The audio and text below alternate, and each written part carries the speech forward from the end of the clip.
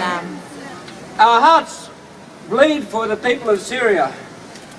Our hearts bleed for the people of Syria, for the real people of Syria, not just for the images that are handed to us by the media. What we see on the TV are images of Syria as a battle zone, you know, where courageous rebels try to topple their despotic ruler while the government lackeys hammer them in return. This is not the real Syria. These people are not the heart of Syria. So many of these people aren't even Syrian.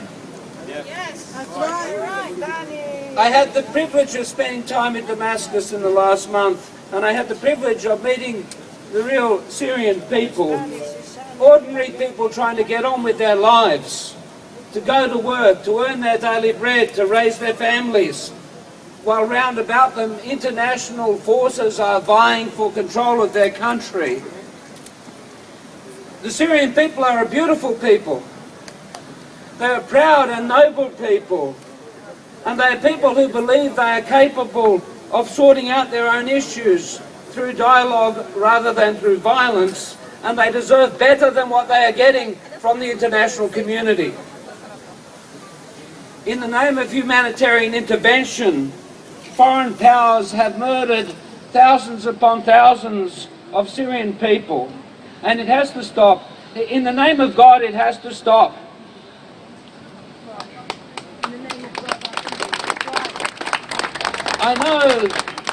I know that in America there seems to be a belief that the way to solve violence is to introduce more violence. It seems to be fundamental to their gun culture, a belief that the way to reduce gun deaths is to increase the number of guns. And maybe that's a large part of what's going on here. I suspect there are more sinister things, though. Either way, I think we in this country recognise we're a bit smarter than that. We recognise that the way to reduce violence is not to add more weapons and more soldiers to the conflagration.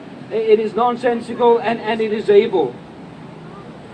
There has been enough violence in Syria. There are already too many weapons and too many foreign fighters in Syria.